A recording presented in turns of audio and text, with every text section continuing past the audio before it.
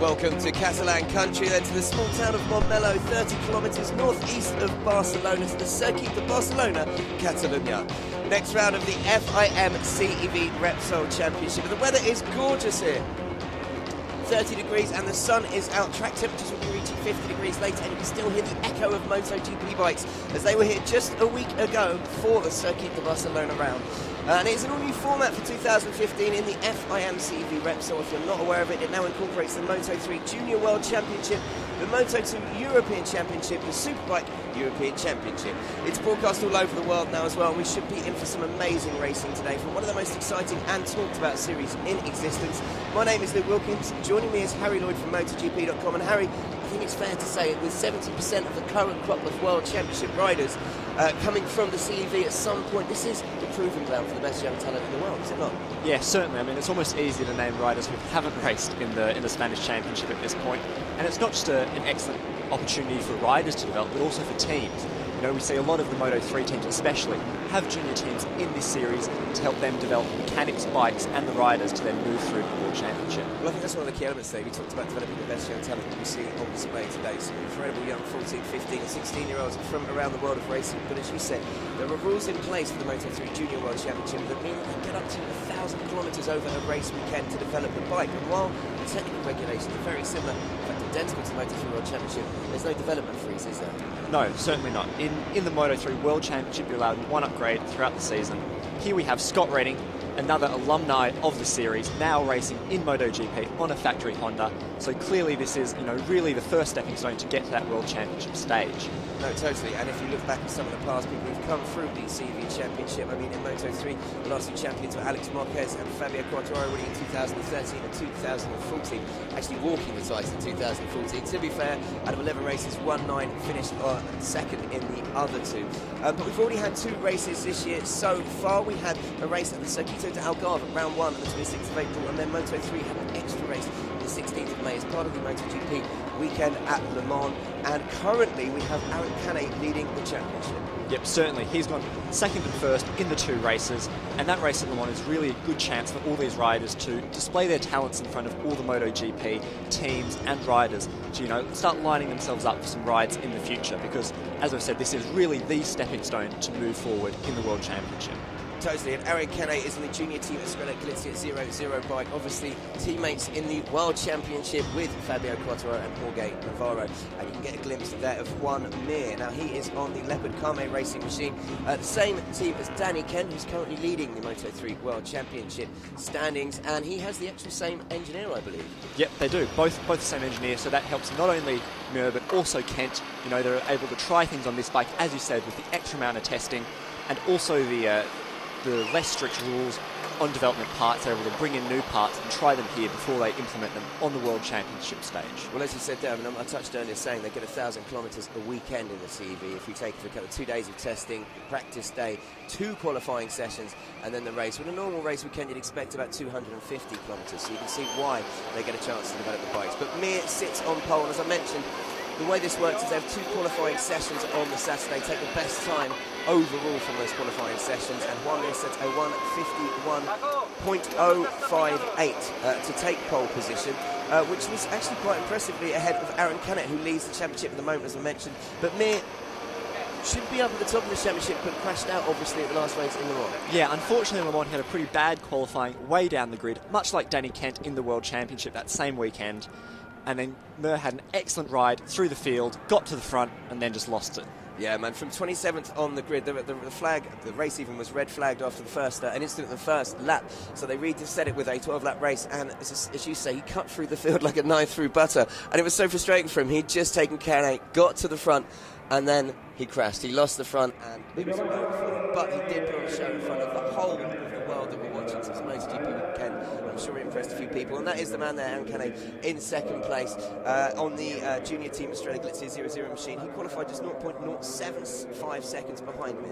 Yep, and a big step up this year. Last year in the SEV Championship, Canet was 23rd overall at the end of the season with a best finish of 11th. So to already have a win in a second place, it's a huge step up for him this year.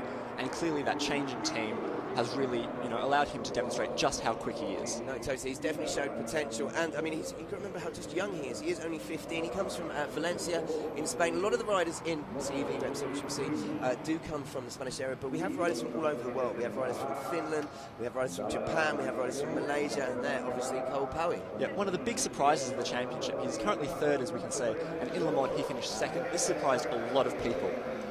No one really saw him coming, but he's definitely asserted himself and shown that his Le Mans podium wasn't a one-off. As you say, he's now in third for the race here, so he'll definitely be one to watch in this race and going ahead. So starting from the back of the first row there, Cole Powie, he came 9th in Portimao, and he took second, as you mentioned, in Le Mans when he started from 10th on the grid. So what will he be able to do with a much better start? And moving on to the second row, and again, we're going to see a team here that is represented in the World Championships. This is the Leglise Academy, part of the Husqvarna Leglise factory team, obviously, from the World Championships, and in 4th position at the head of the second row is Lorenzo Dalla Porta, number 48, you can see there. Yes. Now, he was racing in the Italian Championship last year, managed to finish third overall, so now he's made the step up to the Spanish Championship, and he's put in 2 excellent results so far, double top 10 there. So a really strong start from him as he continues to adapt and look ahead to moving up to the World Championship. The Leglise team currently runs Maria Herrera in their Moto3 World Championship squad, so he's in some good company in that team. Yeah, Maria Herrera, obviously a CEV alumni as well, almost won in 2013, when she was involved in a real fight for the title with Fabio Quartararo and a few other famous names. Now, just touching on Lorenzo Dalla Porta there, he is Italian, he's 17, it's actually his birthday, he will be 18 on Monday, so he might be able to partake in the carver if he was to get on the podium. Who knows? He's had a great season start so far, finished 6th in Portimao and 5th in Le Mans, and as we said there, he'll be starting from 4th on the grid. And that's the other thing, you know, all of these riders, especially in the Moto3 class, are very young. This is where you come to start your career. You know, lots of these riders are 14, some of these riders have had to wait to turn 14 before they can start racing, and you know, the oldest rider in the class is 21, so it's really a young boy's game, not even a young man's game. Yeah, you wouldn't let someone as old as me out there on a bike, unfortunately, like that, because I'm old and slow. But no, seriously, as you say, this is where they all come to prove themselves. I mean, it's become a real stepping stone for young riders to showcase their talent before hopefully getting right in the World Championship, and as you said, with the involvement of the teams as well, it makes it more official. And actually joining Dalla Porta on the second row, being promoted from 6th to 5th, we had Gabriel Rodriguez, the Moto3 rider, who did actually qualify with the RBO Racing team in 5th, but he won't be racing today, so it's David Pizzoli, so that's Dalla Porta's teammate, Gabriel Pizzoli, who'll be starting from 5th, and as you can see there, he is 15th. And this is another rider who last year was 29th in this championship, with the best finish of 11th, but is already doing better than that, and really asserting himself as, you know, one to watch for the future, because we did, as you said, with the likes of Quartararo, we had a lot of riders move out of this championship, so it's giving new riders a chance to show their skills at the front. No, totally, and what I think is important for these riders is to show their progression throughout the series. David Pizzoli, for instance, he qualified 14th in Portimao, finished the race in 20th. He then went to Le Mans, qualified in 13th, finished in 13th. He's come here to Catalonia to qualify in 6th. And as you can see there, the teammate of Aaron Canet, Jaume Masia, number 5, who was like the back of the second row. And he is also one of the smallest riders on the grid. You would not be mistaken to think that he is racing in a pre-GP Cup, but no, he's here on the full Moto3 bike. He did race in Red Bull Rookies last year with a best finish of 7th, so he does have some pedigree and some experience, and now decided to focus on the CEV full time.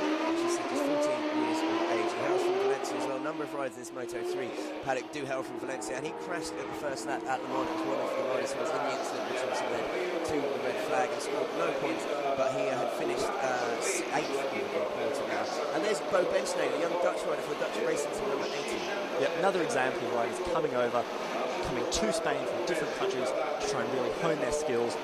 Ben Smart is another rider who was in the Red Bull Rookies and is now, you know, focusing on this championship to really try and push his career ahead and, you know, to help encourage Dutch racing.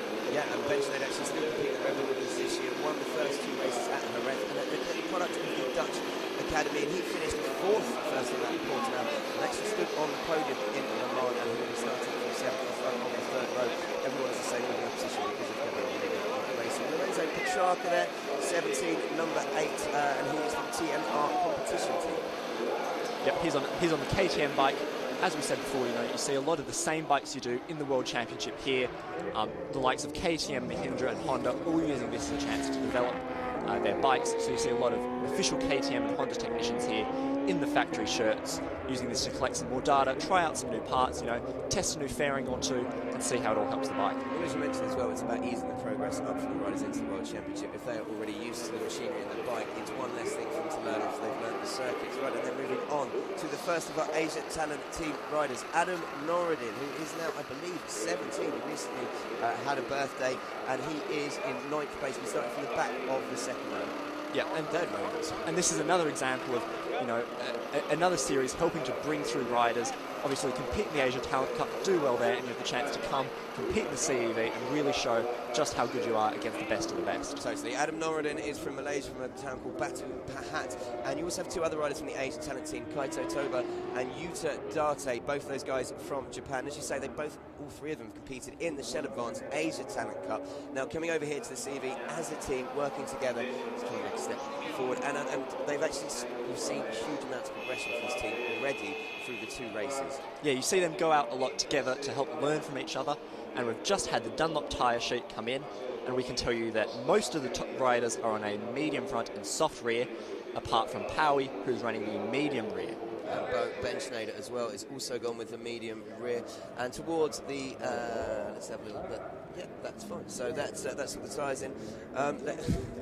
So we're getting close to race time. We've literally just got 3 minutes to go until it kicks off with a series of focus eyes there. Yep, Senna Yamada, the oldest rider in the championship, 21 years old, so grand scheme of things, not really that old, but he's a double Japanese GP3 champion, so he comes with a lot of pedigree, and he'll be one of these riders here who's really here to help develop the bike for Honda and for the Australia Galicia team. Yeah, and last time out in Le Mans, he was 4th, 12th in Portimao, and qualified in 11th there, so he's starting from the 4th row of the grid. Yep, so he'll definitely be one to watch, lots of experience. Another MotoGP rider who's come through the Spanish series, Alicia Spargro, Suzuki factory rider, also helps to run his own team, the RBA racing team. There he is walking into the RBA pit box. He has a team here and a team in the World Championship. So he's another one who's been able to benefit from this breeding ground. And what experience for the riders to be able to go to someone like Alicia Spargro and get advice. Obviously, he's a local resident as well. Just born in the town of Granollers, just around the corner. They used to hear the sound of motorbikes from the circuit when they were going to school. And he claimed pole position in the race, it's a GP race here for Suzuki, their first one from 2010, just last weekend, before crashing out of the race. And, aggressive ride from the pack after a bad start. But Alicia Spargro here, as we said, to help his RBA team. Let's have a look at the grid. 1 minute on pole, as we mentioned, Aaron Canet in 2nd and Carol Parra 3rd. Yep, then Lorenzo Della Porta, Davide Pizzoli, Juan Masia. They can bring it to the 2nd row. Yeah, Kaito Toba there at the head of row 4, ahead of Senna Yamada, his compatriot Martin Vanhaeren for the KRP team. It's a team from the UK, Milton Keynes, believe it or not, in 12th. Yeah, and then one big name who had a bit of a tough time in qualifying, Niccolo Balega. He's down the grid a bit. He had a crash in qualifying 1, and unfortunately the temperatures rose significantly for qualifying 2, which made the track a bit slippery, so very few riders were able to improve that time. Tony, just checking out Australian Lawson Waters there in 27th at the back of row 9 and number 40. And we've got the Belgian Loris Cresson, 28th from Simon Dinello, brother of Jules Dinello from the Moto3 World Championship in 29th. Postman Patrick Pulkinen there at the back of the 11th row. And that is your grid for the Moto3 Junior World Championship race. We've got 2 races here today, one at 12 o'clock and then one at 3 o'clock. And as I mentioned, they've had 2 before. Currently, it is Aaron Canet who leads the championship with 45 points, ahead of Bo Benschneider by 16 points, who is on 29. And that is Juan Mir, your pole man, focusing as they're about to set off on their sighting lap. But yeah, the times for qualifying especially are very, very close, especially between Mir and Canet.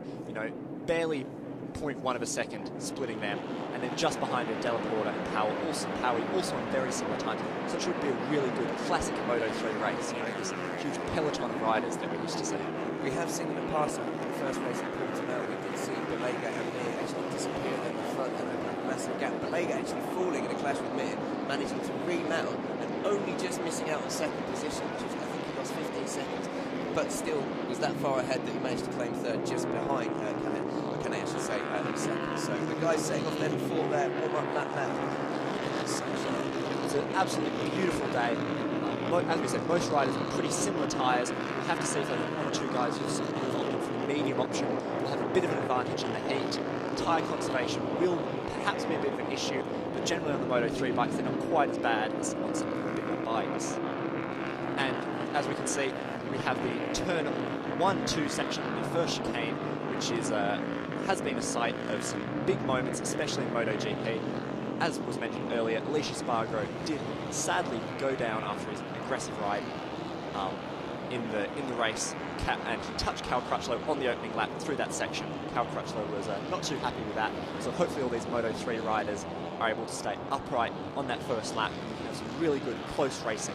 Well, obviously, it's one of the things these guys are learning as well, is it's not just they're out there, they're the quick riders, they've got to learn that racecraft. And as you say, we had with this in the instant in Le Mans on the first lap, when you've got 30-odd bikes going through tight corners, it's very hard to not to make contact. It's another learning step for them. So, yeah, they will hopefully take it easy on their first lap to let the tyres warm up before they get into their rhythm.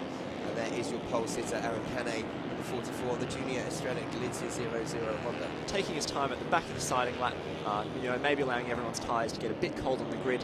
Maybe he's going for a bit of tactics there, or maybe he just likes to take in the scenery before the race. Well, it's really interesting this as well. It's one of these, one of the rules is that they're not actually allowed to ride the bike to the front of the grid. You have to stop it being pushed, so you keep thinking they've broken down when they haven't. When they're lining up on the grid for the one lap is always rather confusing. But yeah, there could be a bit of gamesmanship already that we're seeing from Canet there. Just taking his time back. Though he did have his hand up on the grid, so maybe he got a slight problem. Maybe. Hopefully he's okay. He looks to be okay now.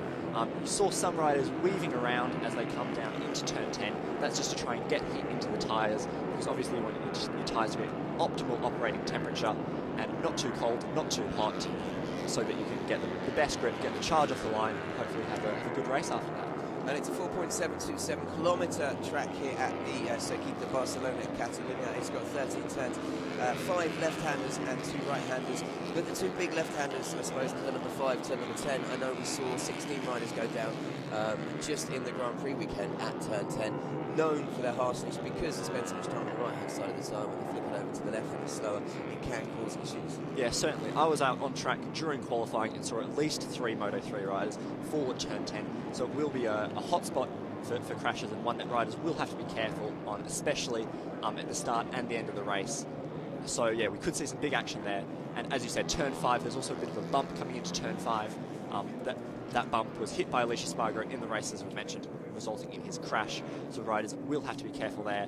But now riders are forming up on the grid just ahead of the race. It looks like it's going to be a good one. Hopefully we won't have a breakaway performance. It'll be a tight one once again. So your front row is Mir, Canet, Powie. Second row, Dalla Porta, Pizzoli and Vargas. And then it's Ben Schneider, Petrarca and Norodin. And the riders are getting ready. There are 16 laps of the 4.7 kilometres Circuit de Barcelona Catalunya for this first of the Moto3 races today, and the third race of the 2015 FIM CEV Repsol Moto3 Junior World Championship season. And as you can see here, the red flag is down, so the light should be coming on very shortly. Ready for the first bit of action. Get ready for the drama. And the lights are out on the Moto3 Junior World Championship race here in Barcelona. And it is Mir who gets a spectacular start with Canet as well. Canet ahead of Mir. Look at that coming down into turn 1 as all the riders trying to take advantage of any slipstream they can get. Yeah, excellent charge off the line there from Canet. And it looks like, oh, up the inside, there goes Mir on the brakes. Turn 1, an excellent overtaking opportunity. Right around the outside. We've got riders down straight away. There's 3 bikes I've seen there. We're just trying to find out exactly who they are. But the race is going on. I should imagine we have got a yellow flag out in turn 1 already. Yep, so riders have to be careful when they come through there. That looks like one of the 58 Squadron Corso riders. Unfortunately, we'll bring you more information on those riders. As it comes up, we've got the yellow flag confirmed there at Marshall Post 1, so just to let you know. But it is Canet who still leads just ahead of Mir, and Powie, as we said, a bit of a surprise in third. But we have Dalla Porta looking up the inside for any opportunity. And as we said, Powie in third, Dalla Porta already all over the back of him in fourth, and it looks like we've got a Galizia Honda right there as well in her 5th and 6th. But it is Canet at the front ahead of Mir and Powie. Yep, and as they come up, this coming into turn 9, this is a blind corner as we go into the back straight. So big charge down into turn 10. As we said, turn 10 really tricky, so riders have to be very careful on this first lap with everything. You know, the bike, the tyres, all gets up to temperature and they settle into a good rhythm. They just sort themselves out a little bit there. As you can see with the Estrella Galizia bike making a move inside the Academy machine. 48, that would be Lorenzo Dalla Porta. Yes, of course. Albert Arenas, the other rider on the Galizia Academy bike, further back down the field. But Powie's setting into rhythm and he's free at the front already, looking to almost make a breakaway. Yeah, replay of the crash at the start. As you can see, it was Norodin, Ryu and Valtellini who were unfortunately involved. All the riders looked to be up and okay, so that'd be good to see in this unfortunate crash at the start. Such a shame for Adam Rubber, who's been from the age team, has qualified, originally intended to start for 9th on the grid to go down there. That's a disaster for him. Yeah, and already the front three are starting to make a bit of a break. 0.9 of a second. Howie is ahead of Yamada, so the riders behind him have to work really hard together to catch up with that leading group. Howie already making a move on Kane into turn 1. Kane, though, look at that, just sticking out there and keeping the right line into the left-hand in turn 2. A bit of off-track action there for, it looks like Lorenzo Della Porta as he battles with the Australia Galicia pair at the moment. He won't be happy about being knocked back into third, but I think this will be the case of obviously with the long kilometres straight down here at the circuit of Barcelona Catalunya. It's going to be a lot of slipstreaming, and on the penultimate lap, you want to be at the back of that group, don't you, coming into the straight so that you can take advantage into turn 1. Yeah, certainly. There's nothing worse than having a rider just slip past you at the line thanks to that slipstream. So there could be a fair bit of strategy going from here. And you know, the likes of you and Kane have a bit more experience. We'll hopefully be able to manage that, but it's a bit of a chess game at this point. And Mir just up, Howie on the inside there into second place. Kane still in the lead. Mir already getting onto the back wheel of Kane. And these three do look like they're going a little bit of a cut above the rest of the field. Although time-wise, they're not setting the world alight just yet. Obviously, after the first lap, but if they can get the field and get away using the slipstream, then the other riders probably get involved in the battle to hold them up. Yeah, right now it looks like the Australia Galicia pair are really working together. And just behind them, Nicola Balega has gone to the front after his, as we said, slightly disappointing qualifying. Balega's running the blue front fairing for the race today. Interesting to see if that can help him down the slipstream. Elbows out for Balega as he chases them. Balega moved from 15th on the grid up to 6th already, only on the second lap, and he will be involved with Xavier Lucia and Seti Yamada in hunting down that leading group. And a big group of riders behind Balega. You know, you have the likes of Ben Schneider there as well, so they'll all be looking to get there. Alberto Arenas, there he is down the field a bit. As we said, yet again another crash, unfortunately, and a yellow flag coming out at turn 4, so we'll have to see what that's about. Yeah, we'll find out exactly what that's about. But as you can see, 3 abreast here as the leaders come down into turn 1, and it's Kane who will lead into turn 1 ahead of Mir, powered behind him, and then it is Jean Masia in 4th, Seti Yamada and Nicola Balega is in 6th. Balega starting to get involved in the back of Seti Yamada. Yeah, and what the riders behind will hope is that these 3 in the front will start to fight with each other and slow each other down. As we can see, Marcia is already pretty much with them. If they keep fighting like this, he'll be right with them. Hopefully he'll be able to slow them down a bit and allow the likes of Yamada to catch up in terms of the big fight. Okay, on lap 3 of 16, let's just have a quick look at the top 10 then. As I mentioned, Kane in the lead ahead of Mir and Powie, with Masia now latching onto these front 3 in 4th. We've got Seti Yamada in 5th, just ahead of Nicola Balega. Dalla Porta 7th, Petrarca 8th, Pizzoli 9th, and then Ben Schneider 2nd of the championship at the moment. Yep, and Balega and Yamada, the fight between them is really starting to hot up as they are just behind. And then we have the likes of Lorenzo Della Porta just sitting behind those two, waiting for his opportunity. And it looks like Muir is off the side of the track. It looks like there's a problem for Muir. There's a problem. He has stopped, and that is disaster for Muir after his brilliant comeback in Le Mans. And then, yeah, he's definitely signalling. He's got an issue. I don't know if that's a gearbox issue. I'm not sure, but he's just got no power. Look, that is disastrous. After having a DNF last time out, he was hoping to get his championship hopes. Dreams really back on track here, but that looks pretty terminal. Yes, twisting the throttle, trying to get it going again. Looks like there's a bit of power, but as you say, looks like he's not fully coming there. So now we have Kane in the lead, Howie just behind. So it looks like it's now really down to a battle between these two. And hopefully Masia can join him, but he's now 0.8 of a second behind, so a pretty big gap.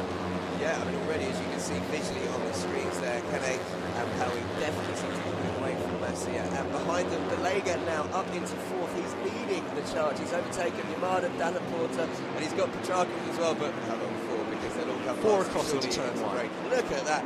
Balega holds the line to tuck in just ahead of Masia. That's pretty impressive. Dalla Porta behind, and then Yamada is in there as well.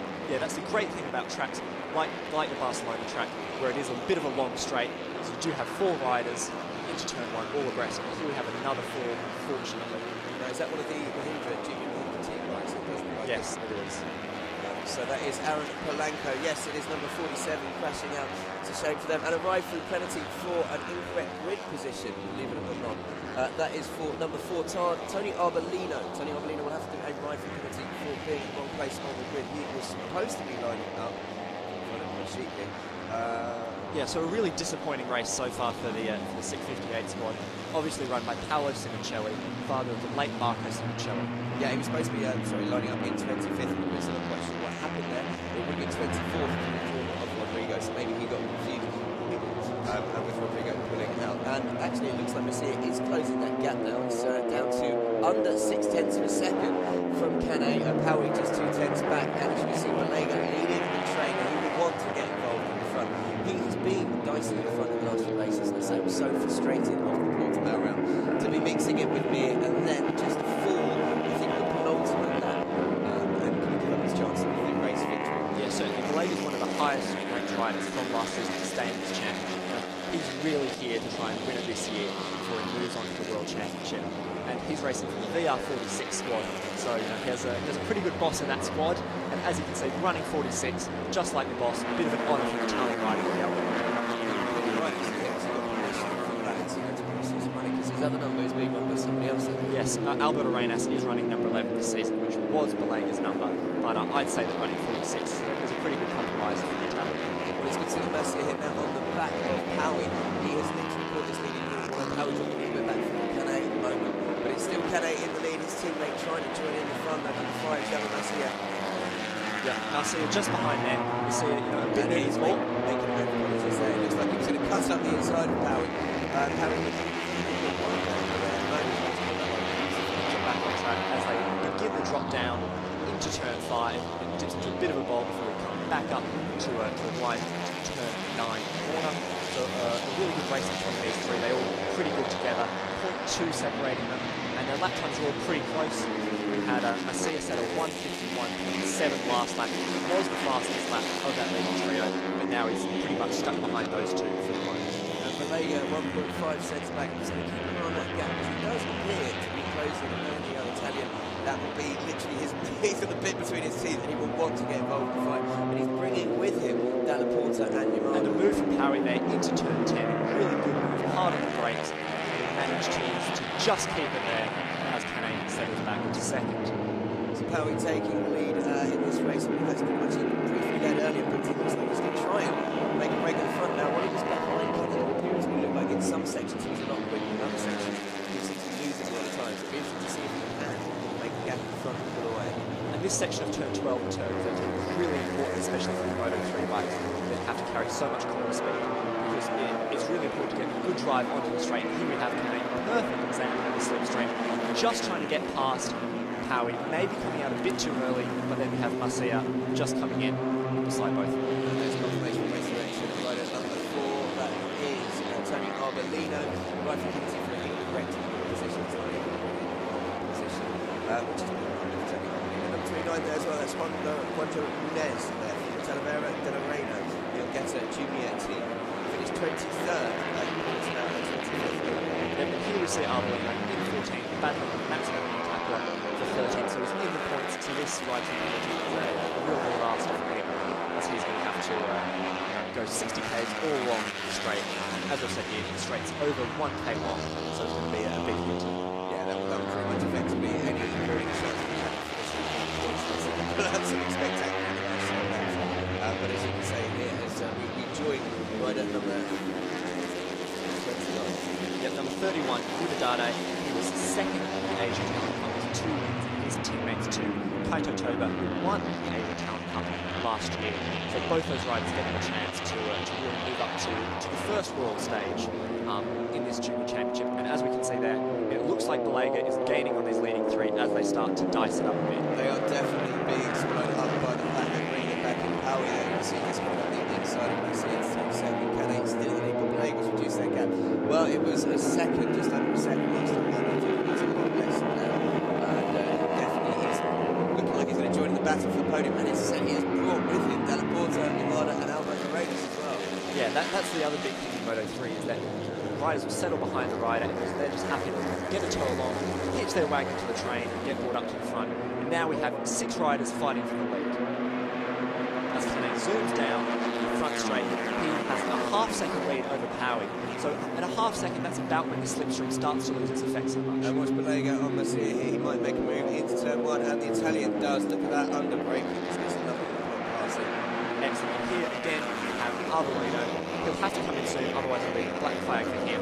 So hopefully he'll come in this next lap, or the race will be completely over and there'll be no chance. Yeah, he actually spots the right for penalty, because obviously no short radio on this, and if he doesn't, then unfortunately, as you said, he will be red flag. He's just behind Utadate there, he's running around in 13th, the young Asian Talenty rider, and Utadate is probably 16th, he's 18th, of course, 20th. This will be his best finish. Yeah, and now look, you see Masia drop back to 4th as Balega gets up with him. And it'll be interesting to see if Balega can catch up with Kane and Howie just ahead.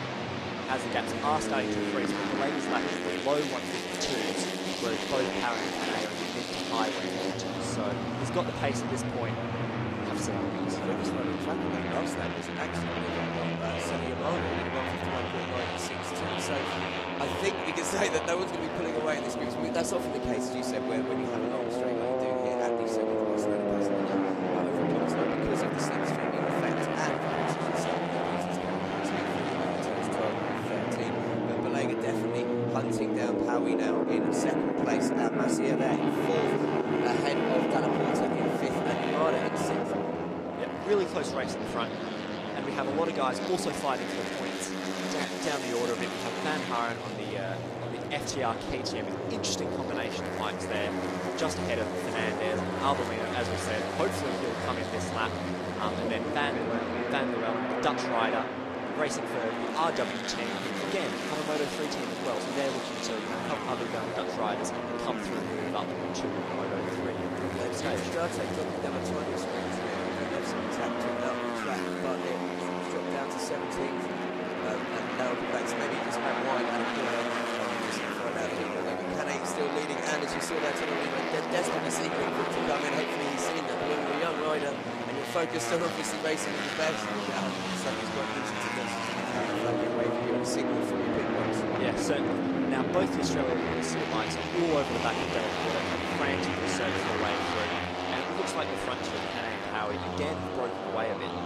Yeah, on that last lap, Balega was in the 151, so he actually was having 151.9. Howie was 151.8, Kane was 152.0, so they're all about the same time, but visually that gap definitely had an open on this last lap, as I think Kane probably figured it out. We're halfway through the race, halfway through the race. Let's put the hammer down and see if we can pull away, because he'll have noticed, obviously all the riders coming behind him, he won't yeah, and that's the thing. These riders are going to get one chance a lap to see the gap from their pit board. As you said, no radios on these bikes, so it is really a chance, a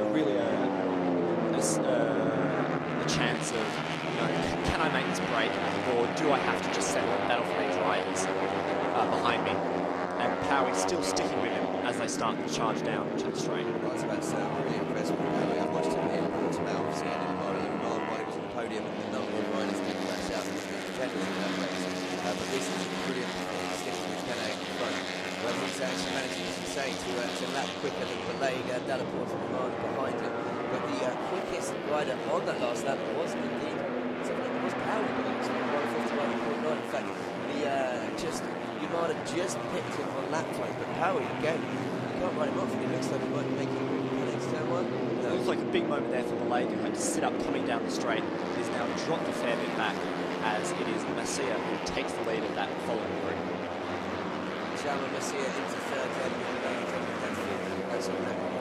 that's Senna Yamada. You mentioned Balega running a new front fairing. Yes, new front fairing. It looks like the bubble on that fairing is much bigger. Balega's one of the bigger riders in the class, as you can see there, as he sits up just behind Della Porta. But finally we have Tony Arbolino coming in for his right foot penalty, so he won't be disqualified. But I'm guessing that the actual time it will take for Arbolino to do the penalty will be the same. Yes, he's already dropped down the order from fighting for points down to 22nd and behind the likes of Loris Cressy. So a disappointing end for him after a strong start, but it's Kane who still leads at the front ahead of Howie. These two are really going to be dicing it out. The gap behind is now opened up to over a second again, 1.3 seconds almost. As we get to the second half of this race, Arbolino leaving the pits way down the order, unfortunately. So just to recap then, as we are in the second race now, we've got Kane in the lead from Howie, and then Yamada is the second further back. Dalla Porta in fourth, Balega in fifth after his mistake, Jama Masia in sixth, Albert Arena seventh, Ben Schneider eighth, to make his way through the field actually after a bad start. Petragonite and Pizzoli in 10th in the national top 10 at the moment, but it is Kane and Powie at the front, and these two, well, it looks like Powie's going to make a move here, or just decide against it. Yeah, it's tricky coming into that final corner. You know, we've seen in 2009 that Rossi put that move on Lorenzo, and maybe some of these riders are a bit inspired by that, but clearly that's one that we'll have to wait till the last lap. Here we see 4 riders all in the slipstream trying to get past each other, and I think it'll be a bit of a blast on the brakes into turn 1 as Belega gets to the front again, and he's going to have to again try and close down this gap. Had closed down first lap. So Belega does indeed move into third place. I believe he's retaken it, and the gap across the line was 2 seconds. We'll see if he can start closing that down. On Powie in second, and Senna Yamada, great ride from him as well, with his team exactly the sort of thing. Yeah, certainly. You know, Yamada managed to get 4th in Le Mans, so a really good result. And back that up after a bit of a disappointing race in Portugal, and then finished 12th for Yamada. And that Australia Iglesia team, they're one of the more prestigious teams, obviously, with their Winston Moto 3 Championship, with Fabio Quartararo and Paul Navarro, 2 former CUV riders who both battled in the championship last year. Yeah, people forget that, as you say, battling out winning the run-up in the 2015 Repsol Moto 3 Championship. So we can see where the talent goes, and these riders know this is a shot window for them to impress the teams in Washington. Yeah, it's that delicate balance of getting as much track as you can, and then going just that, you know, just those couple of inches too far, and then it's all over as he gets to and Powie looking up the inside, and then manages to just close the door on him as they exit turn 10. It's very interesting looking at Kenny and Powie running very different lines through there, as you say, and it looked like he was going to get a chance to sneak up the inside, but it didn't quite come off. Belega still leading that charging second group with Masia, Dana Porter, Yamada. We've also got Arenas getting involved in that now. He was a little bit further back, so he's in 7th place. He's 2 on second to the leader. Yeah, and even Ben Snyder's at the back of that group. You know, any of that chasing group with the slipstream could still be in contention for the podium.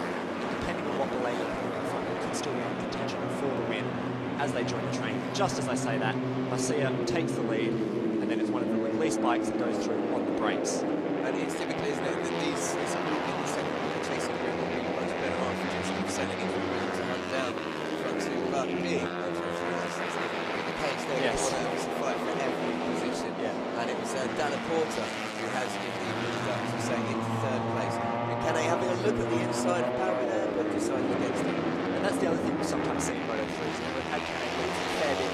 Maybe he said, okay, now it's time to let Powie lead, see where he's weak, see where he's strong, to try and figure out what could happen on the last lap. And that's exactly right, because it's all about tactics. We've seen if anything in Kenny Championship, tactics can be. Great example of the race here just a week ago where he knew he didn't want to be leading the 9th lap of the straight because he was swallowed up by 6 riders into turn 1. So he sat back in the room, made sure he was 3rd by the time he got his turn 1, made his move, made his break in the last lap. I think we've seen that from riders today. They've been taking notes. Yes, certainly. And yeah, this does give a chance for the riders to watch the Moto 3 racing from last weekend, learn some of their lines, then come here, test them out. You know, look at those legs flapping about as they break down into turn 2. Belega and the guys in that chasing pack now reduced the gap to under a second. Dana Porter is now, yes. So he's under a second from Kenny, so they're definitely closing them. So it looks like they're getting an 8-ring battle for the victory coming very shortly, which would be kind of typical of Moto 3. Yeah, more or less. You know, Della Porta now in the lead of this group. It looks like that gap's starting to close a bit. We'll see what the times are when they come across the line. Belega just sitting there behind Della Porta, you know, maybe trying to follow and get a slipstream instead of him having to tow everyone. Belega really sitting up to try and get the best time he can down the straight. There's actually quite benchmark, as you say, at the back of that group. If it does become a scrap, we know he likes to fight because anyone that races is, you know, on identical machinery. It's one of those series where you literally see what it takes someone in some series of the season, and once again it's going to be Kenny taking Powie on the straight. Almost, but look at that. Kenny taking a very wide sweeping line when Powie's a much tighter line. Riders running off track to try and get the most they can, and you know sometimes when it's 5 riders battling for one bit of time, and you do kind of have to take a bit of a wider line, unfortunately. So hopefully the group stays consistent throughout the track. We have Belega just there, looking up the inside of Della Porta again. Belega really with his elbows out. As I mentioned, he's one of the bigger riders in this class, the biggest rider just ahead of the smallest rider, Masia. So, Masia will really be enjoying the big slipstream. That's the take into account, which you guys there is a case of the fact that he's obviously still growing. Yeah. Some of them might end the season at 5'1" and they'll come back next year at 5'8". It can have a huge effect on the geometry of the bike, how you set up and how you ride it. So it does play a part in this. As you say, Belega, one of the taller riders in the paddock, and he's just settling in behind us, behind them. Those guys are you can see visually closing now. In fact, just a couple of bike lanes. Dalla Porta is just about to latch onto the rear wheel of Paui, and I think we're about to have an incredibly exciting last 5 laps of this Junior Moto3 Junior World Championship race. Yeah, if I were Ben Scheider, I'd be incredibly happy right now to sit there and follow these riders and just wait for your chance to strike. And Obolino, they're coming into the pits, tiring after his wife. It's a disappointment for the Italian. Yeah, but a big pat on the back there as he comes into the pits. Second race today, so we'll be able to try and get all again. And that's a good thing about having 2 races in a day. These Moto3 riders are able to go away, look at the data, and see how they can change the setting to improve for race 2. The disappointment then for Paolo Simocelli's team, the Sig 58 Sprint course in the 21st edition course now, didn't start the Mons race at the beginning.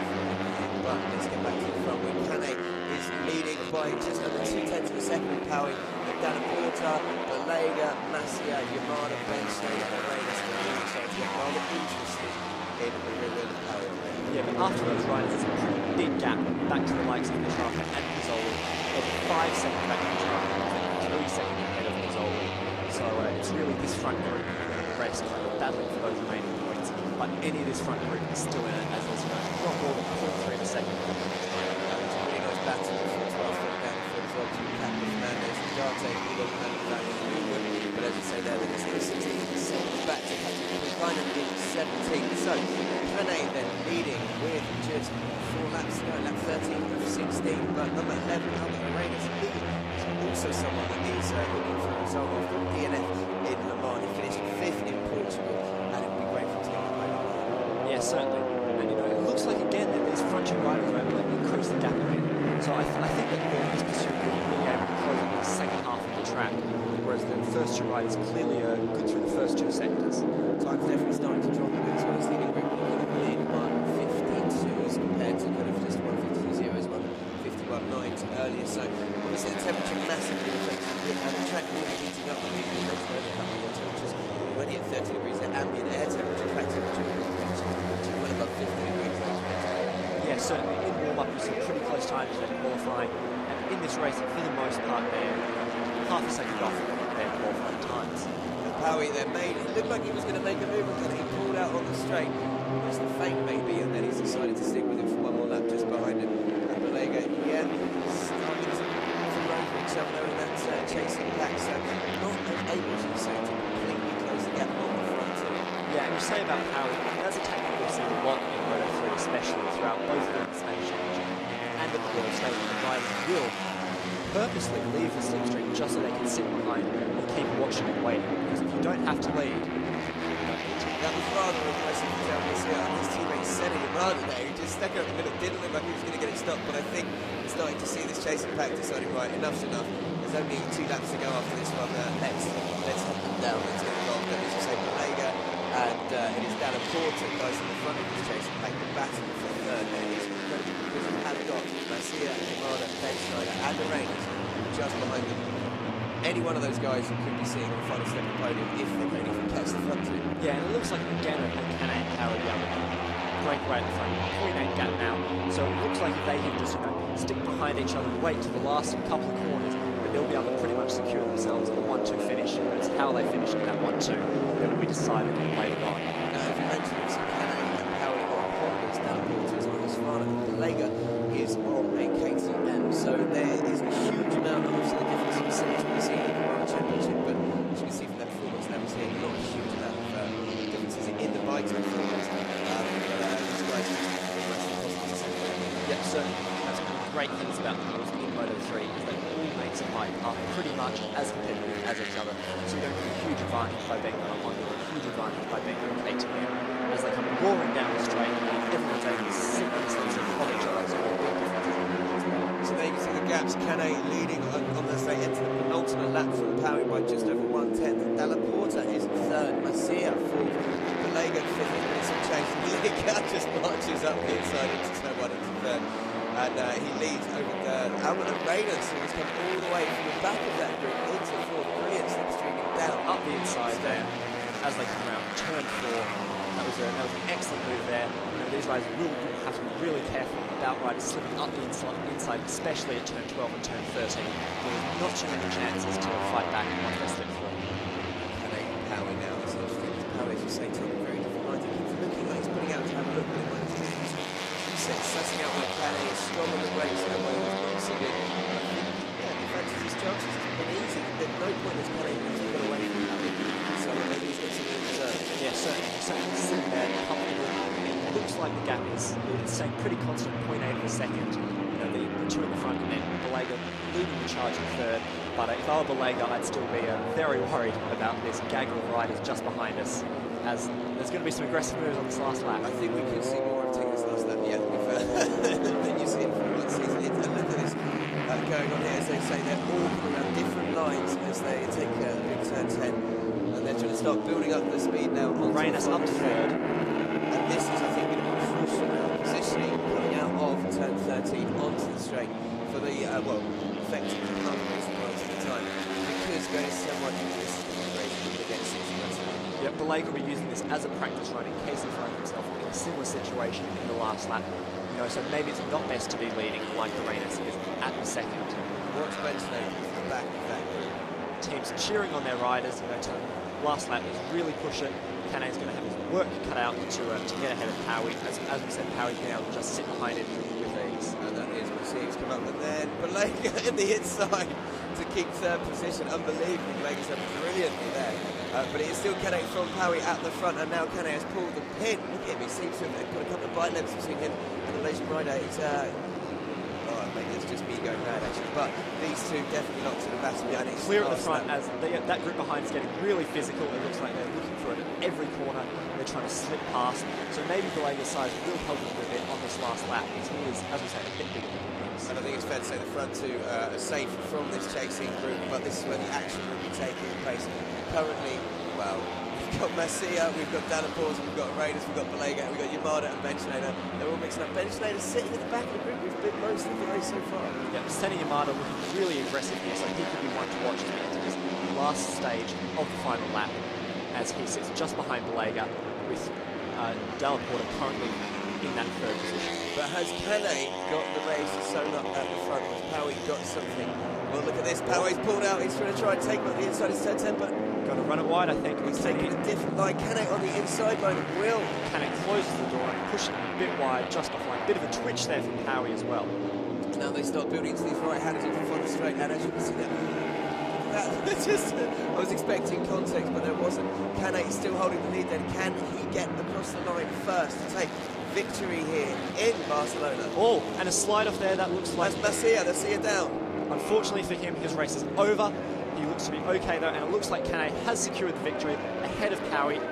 Big stand up from him. He's obviously very pleased with that victory, and Nicolo Balega manages to just secure the So Canet's second victory of the season in the FIM CEV Repsol Moto3 Junior Moto Championship. Helvetia looking in pain there, having crashed out on the final corner. Powie second, Nicolo Balega taking third place, and confirmation in fourth was Albert Arenas on the Middle East Academy bike. Lorenzo Dalla Porta in fifth, Bo Benchnader finishing in sixth and eighth for nearly the whole race. Petrarca seventh, Zoli eighth, and Martin Vanhaeren for the KRP team in ninth, and Messi, as you can see there, unfortunately crashing out on the last corner. Van Leeuwen crossing the line in 10th, Dante first in the Asian Talent Team Riders home in 11th. But that's a great win then for Aaron Canet, and he does extend his lead at the top of the championship, making it 2 wins and 1 second place so far. Bo Benchnader will add to his third place and fourth place in the Malta and Portimao respectively, with his sixth there and keeping his championship hopes alive. But a dominant performance from Canet, and it's got to be said, rather impressive ride from Powie. We've got other riders crossing the line now. Fernandez just finishing 13th, Boulon in 14th. The Australian Waters has just crossed the line in 15th, and Patrick Portland, the Finnish rider, in 16th, with Simon Denala, who improved dramatically from qualifying qualified to finish in 17th and Cogley in 18th. And there is Powie taking second place, his second podium of the season, second in a row after he took second place in Le Mans. He'll be feeling very, very happy to show, as I said, great improvement in mixing it at the front on his Honda Team Asia. Also, Dana Porter, number 48 there, he's done very, very well. Got a fifth, I should say, in Le Mans and a sixth in Portimao. So he's gone one better by going fifth here after Portimao. Ben Schneider, as I mentioned, he's in sixth. Nicola Balega on the KTM Sky Racing VR Team Academy rider, wearing number 46, given direct permission from Vanhaeren FIM, pulling off a brilliant stand-up there as well. Balega from his Montecchio in Italy, and he follows up his podium in Portimao with 6th place at the Mans and 3rd place in Marcia. He must be devastated. Obviously crashing the last corner where he was in the hunt for podium. You can see he just seems to lose the front. He slid out, and well, hopefully he'll be okay for the second race later on. That will be at 3 o'clock, so he's got time to recover if he needs to. Sorry, 3 o'clock. That is at 3 o'clock. That's right, the first time. So we'll have a little bit of time to recover. They'll see if they can get some repair work done on that bike. And just to confirm as well, we've got Nunez crossing the line in 19th. Not finishing, as you see there, Jama Masia crashing, DNF for Yamada, Arbolino retiring, and Cresson as well, who didn't cross the line. Juan Mir also crashing out, disaster for Mir, Kaitstoba, Blanco, Norodin, Sanchez, Rio Valzolini, and Viu all not finishing. So Date, the only HTT rider to cross the line in 11th.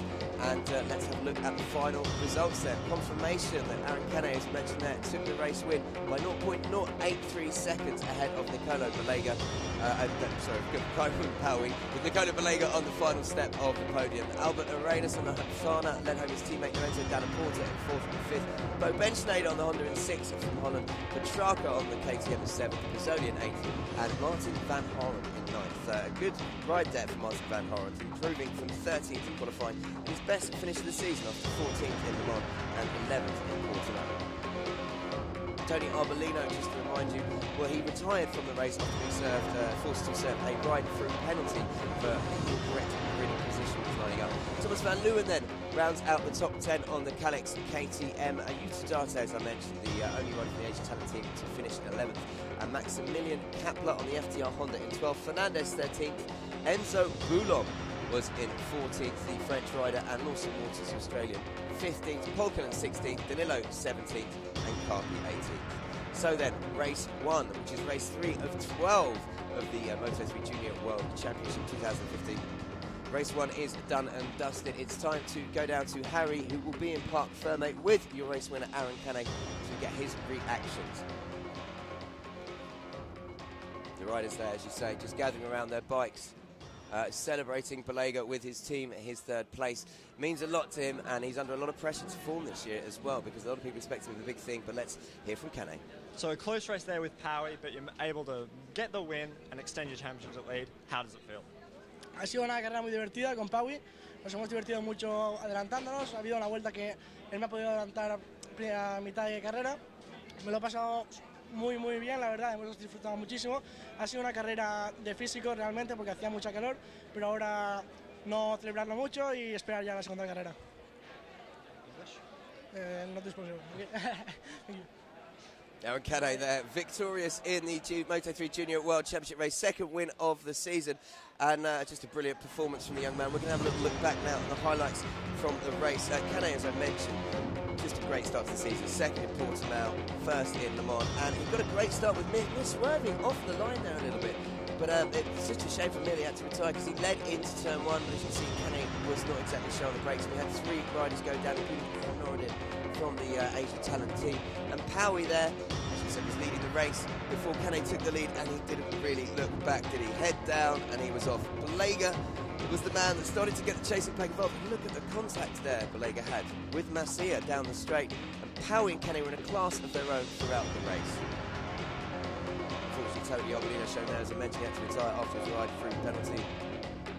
But Kane, with 2 laps to go, it was going to be a duel, and as you can see, Paui and Kane taking different lines into the corners, and you knew these guys were going to be battling out on the final lap, but Kane sensibly made sure that he was coming out of that final corner in front, and he took the race victory ahead of Paui, and it is a great victory for number 44, second of the season, but brilliant improvement from Paui, and as I mentioned, Nicolo Balega, the Italian young Sky VR46 Academy rider, taking third place on the KTM. With Albert Arenas in fourth. So that is race one of the Moto3 Junior World Championship today here at the circuit Barcelona to Catalunya, done and dusted. Up next we have indeed got Moto2, and then we'll be going on to the Superbike European Championship as well. And Harry just returning from Parc Fermé, where of course he was chatting to Aaron Canet. And a great race, Harry, great way to start today's racing viewing, really. Yeah, certainly. You know, that's really the sort of Moto3 race that we expect.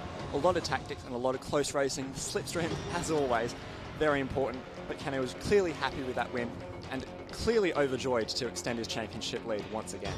Yeah, and I think, as you say, one of the big things there for Canet is second win of the season. He's not been lower than second so far after Portimao. It's just unfortunate for Mir crashing out, really, I suppose, because a lot of people expected big things from Mir. But let's cross over to the podium. As you can see there, Nicolo Balega taking the third step of the podium, and in second it is Kyril Paui. And that man there, your race winner, Aaron Canet, on the Junior Australia Galicia 00 Honda, second race winner of the season. Yeah, certainly with results like this, a bright future ahead for Canet. And unfortunately, no Carver on the podium for these young riders. Again, highlighting, you know, how much of a first step this championship is for all these guys. And here we have the trophy presentation, first to Balega, first to the team of Canet, the Australia Galicia 00 junior team. And next we will have Balega's trophy coming out in just a second. As I walked up, there was Tony Elias waiting back there, so, you know, clearly some big names still come to see the racing and to help support some young riders. It's great to see, actually, the number of MotoGP riders, famous faces you are seeing around the paddock today. We touched on Scott Redding, we touched on Leija Sparger earlier. They're not here for any other reason than to encourage these guys. I mean, Alex Rins has been around the weekend, he's got his own team. And trophy there, actually, presented, as I mentioned, to Paui. These guys were in a great battle, and I think it's time that we are quiet now for the Spanish national.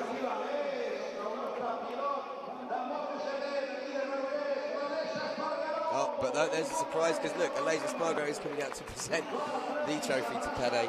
Yeah, not bad having a MotoGP pole setter, double pole setter for Espargaro. One this season, one last season.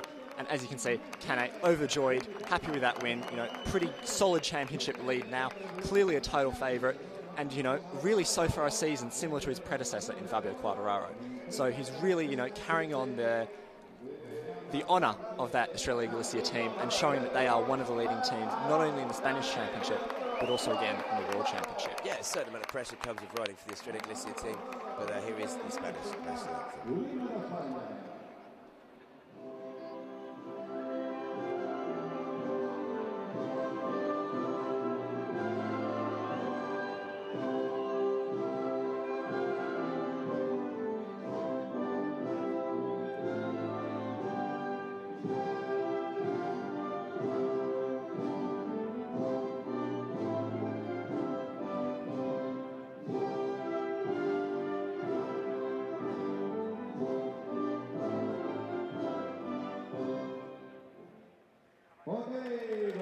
So there we go, Aaron Canet having the Spanish national anthem, the young rider from Valencia taking a second win of the Moto3 Junior World Championship season.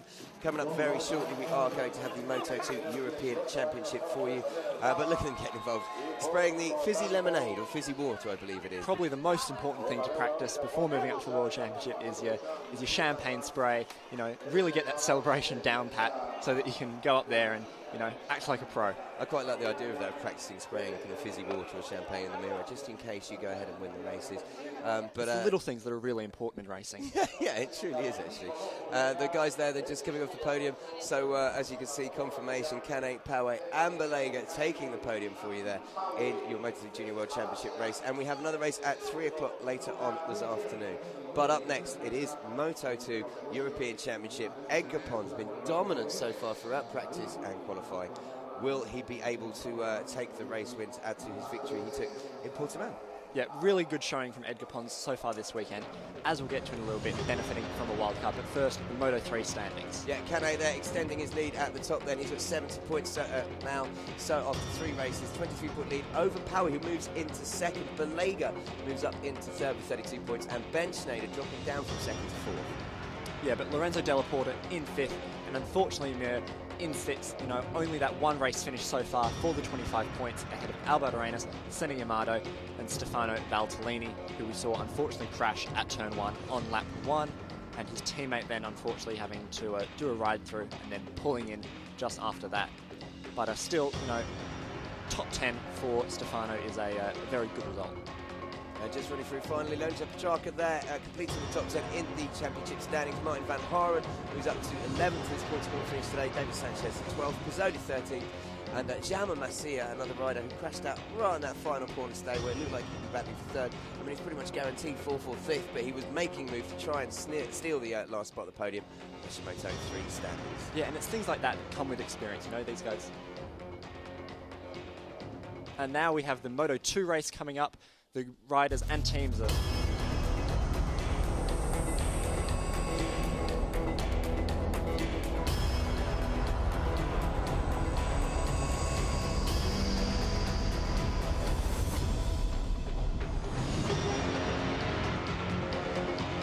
Welcome to Montmello then for the next round of the FIM CV Repsol Championship. We are gearing up for the Moto 2 European Championship race today. One race with 17 laps around the 4.7 kilometre circuit de Barcelona in Catalonia. As you can see there are 5 left-hand corners and 8 right-hand corners, and touched on earlier, it's actually Edgar Pons, the Virginis Amaryllis HP40 team, who has been dominant so far this weekend. We'll see in a second his qualifying performance, but just to recap, there are 2 qualifying sessions on a Saturday, 1 race today after we had 2 races at the previous round, 26th of April, Circuito de Algarve in Portugal. Yeah, with Moto 2 not travelling to Le Mans with Moto 3, lots of these guys, you know, really raring to go after a pretty long break between rounds.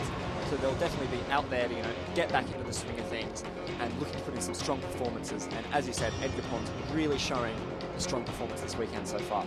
So far in the championship, Edgar Pons and Vanhaeren are leading the standings, aren't they, with exactly the right points. They've got 1 race win and 1 second place each between them. Yeah. And obviously, since we've only had a race at Portimao for Moto 2, we still don't really know if it was just that track that suited some riders or if these riders will continue to be strong. But so far, based on qualifying, it looks like the guys who were at the front in Portimao will probably still be up at the front. And there we have Edgar Pons currently on pole and leading the championship tied. Yeah, it's actually a 1-2 for his Virginis Amaryllis HP40 team with Luca Marini, the Italian, joining him on the front row in second place. And, well, the team obviously recognised him from the Virginis Amaryllis HP40 for the Moto 2 World Championship. And Edgar Pons is the son of Cito. Yeah. Brother Axel Pons races for them in, obviously, Moto 2. Racing's a family affair, clearly. But yeah, much like in Moto 3, lots of the Moto 2 teams are now starting to have junior teams in the Spanish Championship.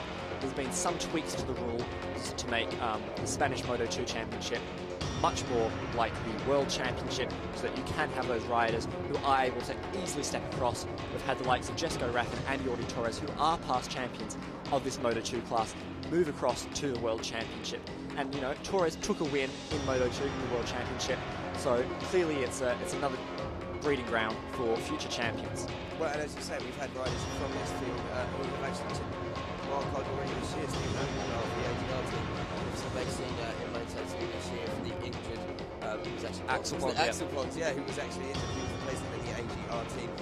And as you mentioned there, you see a number of teams throughout the Moto 2 European Championship that are junior teams of the World Championship teams. So very similar to Moto 3, as much as providing a stepping stone and platform and a defined path for riders to make the step up. Yeah, and the other good thing about this championship is you see a lot more manufacturers in this championship than you do in the Moto 2 World Championship.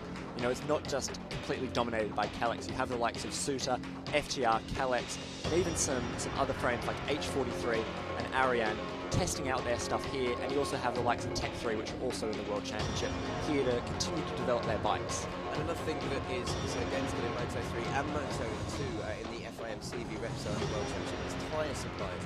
All the tyres supplied by Dunlop in Moto 2, and in Moto 3 it's Michelin for the Superbike European Championship, which we'll get to up next.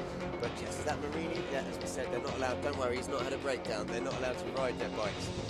That's actually Pons. Big push.